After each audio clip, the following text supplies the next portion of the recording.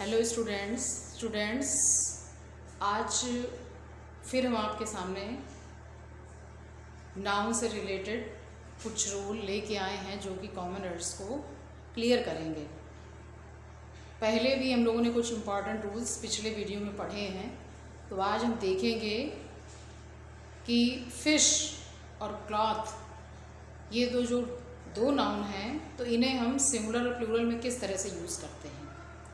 जैसा कि cloth means कपड़ा होता है, इसे हम सिंगुलर में यूज़ करते हैं, तो इसका अर्थ क्या निकलेगा। प्लूरल में यूज़ करेंगे तो इसमें कुछ और वर्ड यूज़ कर देते हैं, मान लीजिए ऐड करते हैं, तो इसका अर्थ अलग निकलता है। सेम वे फिश वैसे तो जनरली ये सिंगुलर यानी कि फिश ही होता है, चाहे आप सिंगुलर में यूज़ करिए या प्लूरल में यूज़ करिए। लेकिन इसमें भी यदि आप सेंटेंस किस तरह से यूज़ कर रहे हैं, कैसे इसको लगाया जा रहा है, उसी से ये क्लियर होता है।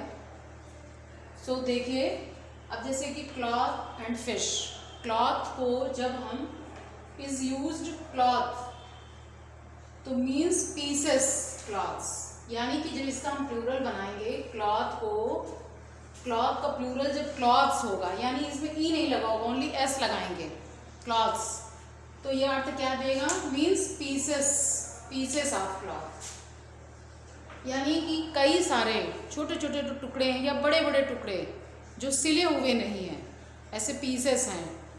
तो वहाँ पे हम जब इसे प्लूरल में यूज़ करेंगे तो उसमें ई नहीं ऐड करते हैं और वो आपका क्लॉथ्स हो जाता है। और यही जब ये क्लॉथ का प्लूरल जब क्लॉथ्स हो जाता है, यानी ई इसमें ऐड कर दिया जाता है, तो इसका मतलब होता है गारमेंट्स, यानी कि ड्रेस, सिलाई पोशाक। अब जैसे दोनों का एग्जाम्पल हम सेंटेंस के रूप में देखिए, there are various cloth in the shop. दुकान में बहुत सारे कई प्रकार के कपड़े थे लेकिन विदाउट सीविंग, बिना सिले हुए, यानी कि टुकड़े थे कपड़ों के और वो सिले हुए नहीं थे, लेकिन ये प्लूरल में यूज़ करता है। Same way we wear warm clothes in winter, हम सर्दियों में गर्म कपड़े पहनते हैं। तो कपड़े यानी कि ड्रेस, सिलाई पोशाक, for the example coat, jacket etcetera, blazer, तो ये सब जो है सिलाई ड्रेस है। तो जब क्लॉथ को प्लूरल क्लॉथ हो जाता है, यानी ई नहीं यूज़ करते हैं, सिर्फ एस लगा देते हैं, तो इसका मतलब ये कपड़े तो हैं बहुत से लेकिन वो पीसेस हैं, सिले हुए नहीं। और यही जब ई यूज़ कर देते हैं, इसमें ई के साथ एस आता है, तो इसका मतलब गारमेंट्स हो जाता है। नेक्स्ट है आपका फिश को when all fish are seen in the group, जब एक ही ग्रुप में कलेक्ट के रूप में कलेक्टिवली देखी जाती है, तो ये इसका प्लूरल हो या सिंगुलर फिश ही यूज़ करते हैं।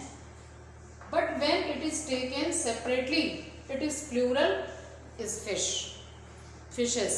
तो जब ये अलग अलग रूप में देखी जाती है तो ये फिशेस हो जाते हैं।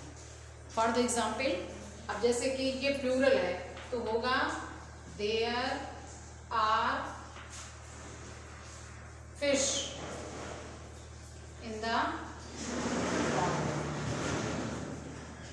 यानी कि मछलियां तालाब में हैं। क्लियर। तो अब ये कलेक्शन के रूप में देखी गई है, कलेक्ट, तो ये हम फिश ही यूज़ कर रहे हैं, फिर चाहे आप सिंगुलर यूज़ करो या प्लूरल। और जब ये सेपरेटली यानी अलग अलग रूप में, यानी कि आप ये समझिए इसको, जैसे कि I have seen, for the example, I have seen 2 fishes, 2 मछलियां मैंने देखी, 1 is big and other is small, और दूसरी कैसी थी, छोटी थी, यानी कि अलग अलग रूप में इन्हें देखा गया है।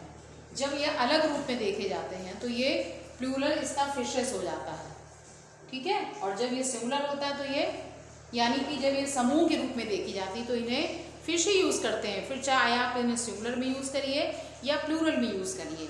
तो आज के लिए इतना ही, आप स्टडी करिए, और इसके बाद हम कुछ ऐसे सेंटेंस बोर्ड से रिलेटेड जो इम्पॉर्टेंट हैं, जो सेंटेंस जैसा कि जनरली वो अधिकतर बार बार पूछे जाते हैं बोर्ड के एग्ज़ाम में, तो उनकी प्रैक्टिस हम आपको कराएंगे।